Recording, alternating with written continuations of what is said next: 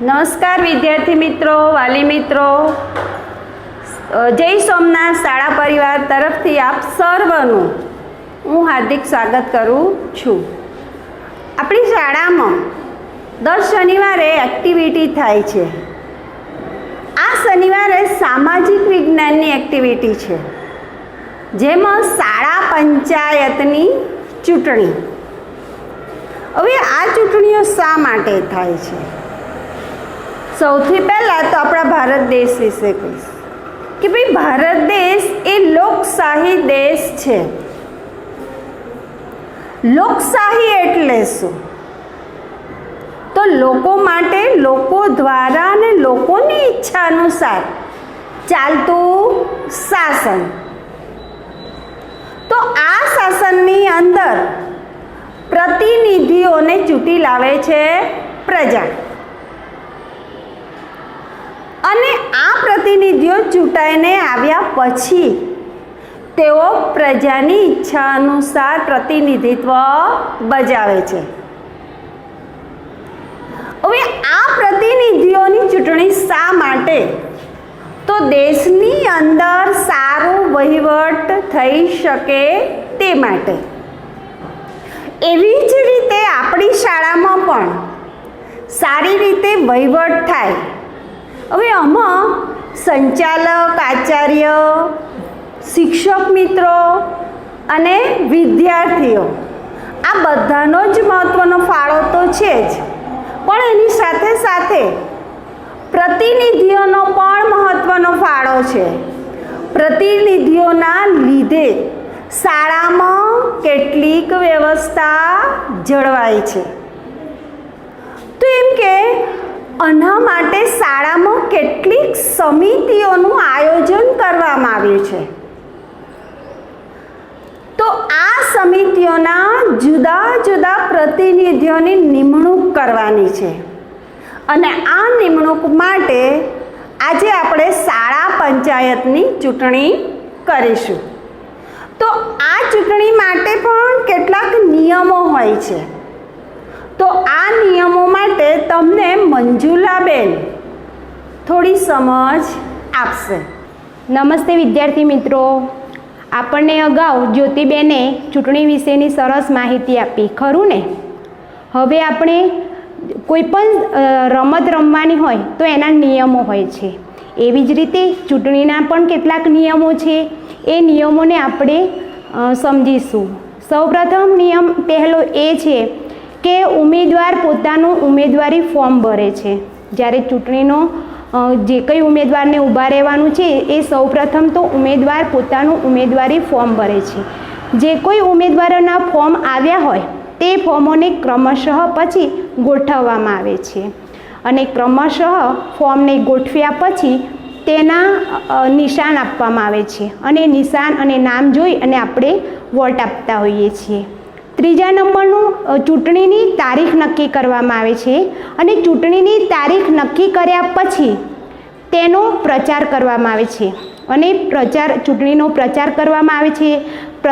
જે ઉમેદવાર ઊભો રહ્યો છે તેના પ્રતિભાવો લેવામાં આવે છે, અને ચૂંટણીની તારીખ આવ્યા પછી એના 48 કલાક પહેલાં આ પ્રચારને બંધ કરી દેવામાં આવતો હોય છે. ત્યાર પછી મતદાન કુટીર તૈયાર કરવામાં આવતી હોય છે, અને આ મતદાન કુટીર તૈયાર કર્યા પછી એમાં ઈવીઆઈ મશીન મૂકવામાં આવતું હોય છે. પરંતુ મિત્રો, ઈવીઆઈ મશીનની ગુપ્તતા જાળવવી એટલે કે ચૂંટણીની ગુપ્તતા જાળવવી એ ખૂબ જ જરૂરી હોય છે, અને ગુપ્તતા એ ચૂંટણીનો પહેલો નિયમ છે. ત્યાર પછી એ ઈવીઆઈ મશીન 2 બાળકોને બોલાવવામાં આવે છે. ઈવીઆઈ મશીન ચેક કરવામાં આવે છે કે ઈવીઆઈ મશીનની અંદર કોઈ પણ જાતની છેડછાડ તો થઈ નથી ને કારણ કે મતદાનની અંદર ગુપ્તતા જાળવવી એ પણ જરૂરી છે. એટલા માટે એ મશીનની અંદર એનું ચેક કરવામાં આવતું હોય છે. ત્યાર પછી મતદાન માટે છોકરા અને છોકરીઓની અલગ લાઈન ઊભી કરવામાં આવે છે, જેમાં માસ્ક પહેરવું, કારણ કે અત્યારે કોરોનાની મહામારી ચાલી રહી છે. કોરોનાને કારણે આજે વોટિંગ કરી રહ્યા છે, પરંતુ એની અંદર માસ્ક પહેરવું, સોશિયલ ડિસ્ટન્સ જાળવવું, સેનેટાઈઝરનો ઉપયોગ કરવો, આ વસ્તુઓને પણ ખાસ ધ્યાનમાં રાખવામાં આવતી હોય છે. મિત્રો, ચૂંટણીનું તારીખ જાહેર થઈ ગયા પછી એના 48 કલાક પહેલાં ચૂંટણીનો જે પ્રચાર છે એ પ્રચાર બંધ કરી દેવામાં આવતો હોય છે અને ત્યાર પછી ચૂંટણીની શરૂઆત થતી હોય છે. ત્યાર પછી જે ચૂંટણી કરવામાં આવે છે એના ચૂંટણીની જે પ્રક્રિયા છે એ પ્રક્રિયા પૂરી થઈ જાય છે અને પૂરી થઈ ગયા પછી શિક્ષકો દ્વારા તે ચૂંટણીની મતની ગણતરી કરવામાં આવતી હોય છે. મતની ગણતરી કર્યા પછી વિદ્યાર્થી મિત્રો મતની ગણતરી થઈ જાય અને ત્યાર પછી રિઝલ્ટ જાહેર કરવાનું હોય છે. જેને સૌથી વધારે મત આવે છે એ વ્યક્તિને મહામંત્રી બનાવવામાં આવતા હોય છે અને ત્યાર પછી ક્રમશઃ સમિતિની જે વિજેતા જાહેર કરવાના હોય છે. આપણે અહીંયા કેટલા સમિતિ તો મહામંત્રી બનાવવામાં આવ્યા છે, ત્યાર પછી પ્રવાસ મંત્રી છે, પ્રાર્થના મંત્રી બનાવવામાં આવ્યા છે, ત્યાર પછી સ્વચ્છતા મંત્રી છે અને ત્યાર પછી આરોગ્ય મંત્રી. આવી રીતે 5 સમિતિની આપણે અહીંયા ચૂંટણી કરવામાં આવી છે. ચૂંટણીની અંદર વિજેતા જાહેર કર્યા પછી એમની શપથવિધિ લેવામાં આવે છે. આ છે આપણા ચૂંટણીના નિયમો અને હવે આપણે ચૂંટણીની પ્રક્રિયા શરૂ કરીશું.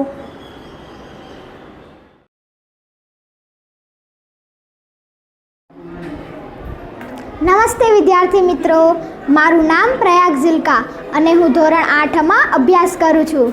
તમને ખબર છે વિદ્યાર્થી મિત્રો, આપણી શાળામાં શાળા પંચાયતની ચૂંટણીનું આયોજન થયેલ છે અને મેં એમાં મારી ઉમેદવારી નોંધાવેલ છે.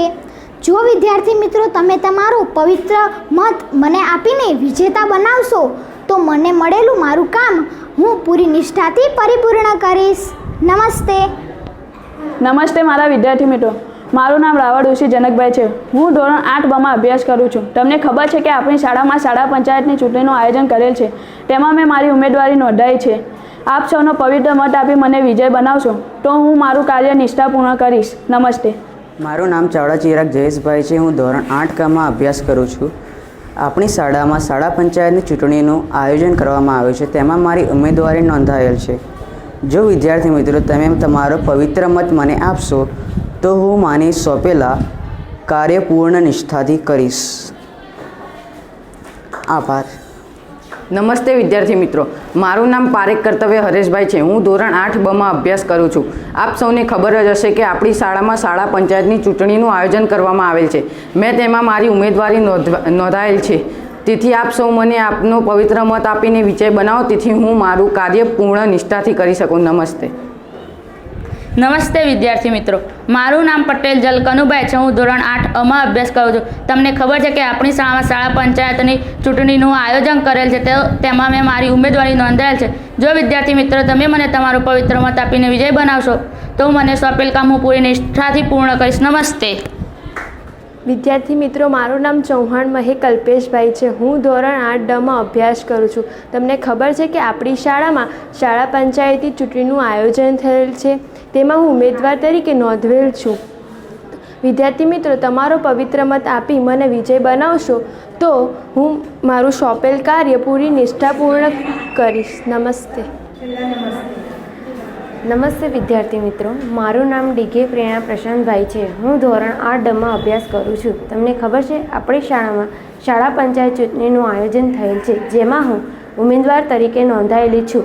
તો વિદ્યાર્થી મિત્રો, આપનો પવિત્ર મત મેળવીને મને વિજય મેળવશો તો મને સોંપેલું કાર્ય હું પૂરી નિષ્ઠા અને આદરપૂર્વક કરીશ. ધન્યવાદ.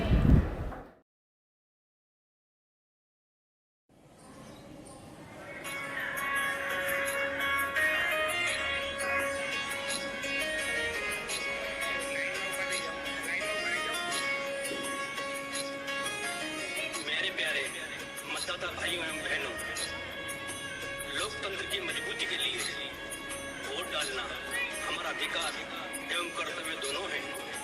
तो चलें वोट डालने.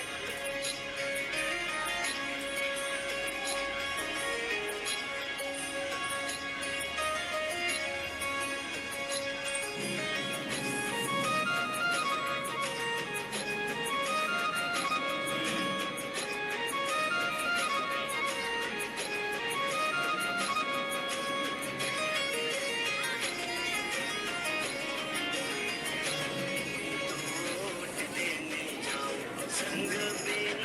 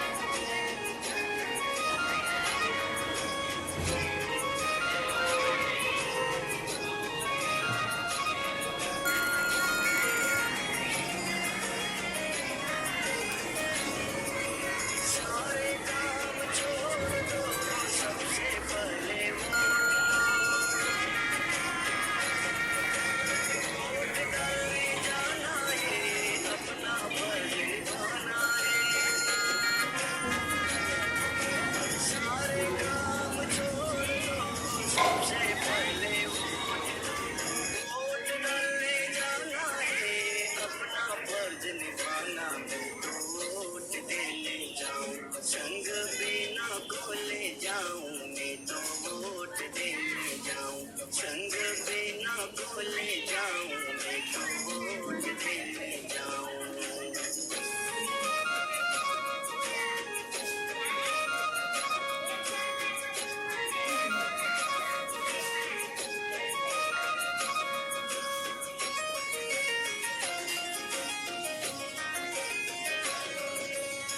क्यों बहकावे में आऊं खुशी खुशी डालो में वोट। जो बाटेदारों और नोट उसको कभी न देंगे वोट। क्यों बहकावे में आऊं खुशी खुशी डालो में वोट। जो बाटेदारों और नोट उसको कभी न देंगे वोट। वोट देने जाऊं संग बिना बोले जाऊं मैं तो वोट देने जाऊं। संग बिना बोले जाऊं मैं तो वोट देने जाऊं। दादी संग दादा आए देने अपना वोट। मैया संग पापा आए देने अपना वोट। भाभी संग भैया आए देने छोड़ दो सबसे पहले वोट लो। वोट डालने जाना है अपना फर्ज निभाना है। सारे काम छोड़ दो सबसे पहले वोट लो। वोट डालने जाना है अपना फर्ज निभाना है। तो वोट देने जाऊं संग बिना कोले जाऊं मैं तो वोट देने जाऊं। संग बिना कोले जाऊं मैं तो वोट देने जाऊं।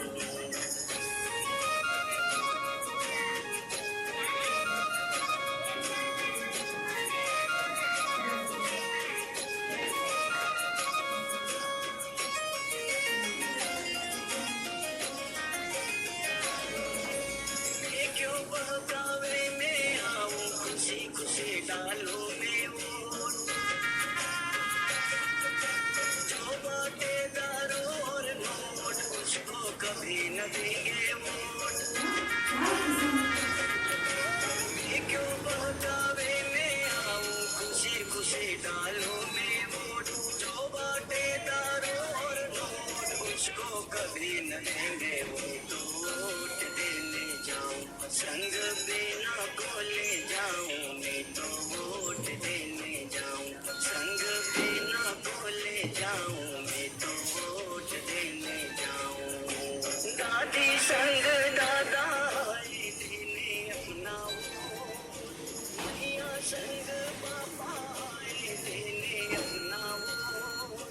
भाभी संग भैया आए देने अपना वोट। तो वोट देने जाऊं संग बिना खोले जाऊं मैं तो वोट देने जाऊं।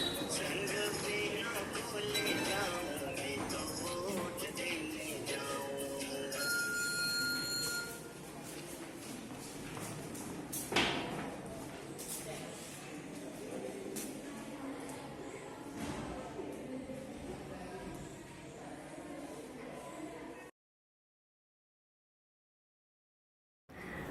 લખો પ્રથમ નંબર પ્રયાગ ઝિલ્કા 159 મત સાથે.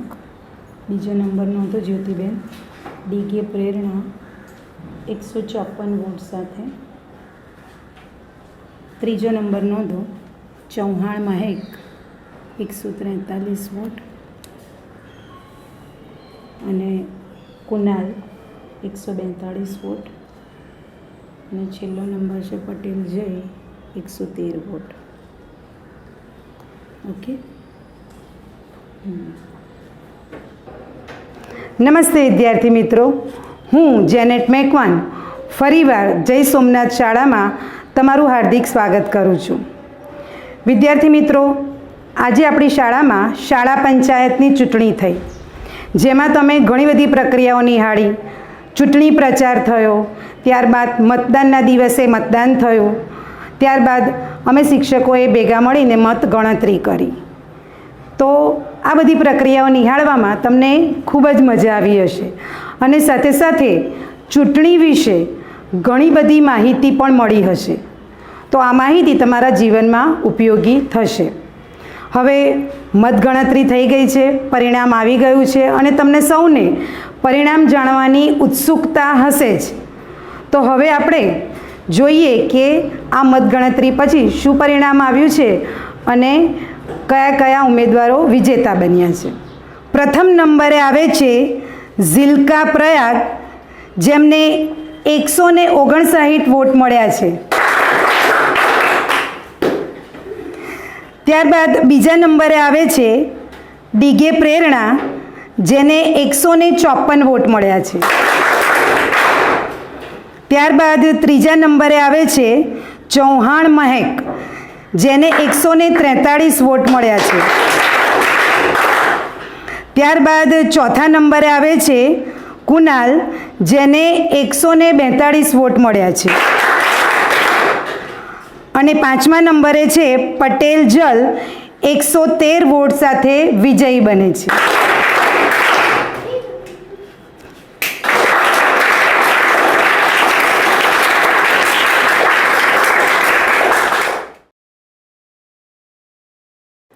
વિદ્યાર્થી મિત્રો, હવે આપણી શાળાના જે વિદ્યાર્થીઓ ચૂંટણીમાં ઊભા રહ્યા હતા અને એમાંથી જે વિજેતાઓ બન્યા છે એ તમે જોયા. હવે દરેક વિદ્યાર્થી સ્ટેજ ઉપર આવશે, તેમજ શાળાના મહામંત્રી, પૂર્વ મહામંત્રી જે છે એ સ્ટેજ ઉપર આવશે અને વિજેતાઓની શપથવિધિ કરાવશે. તો ચાલો જોઈએ શપથવિધિ. જમણો હાથ આગળ કરો. હું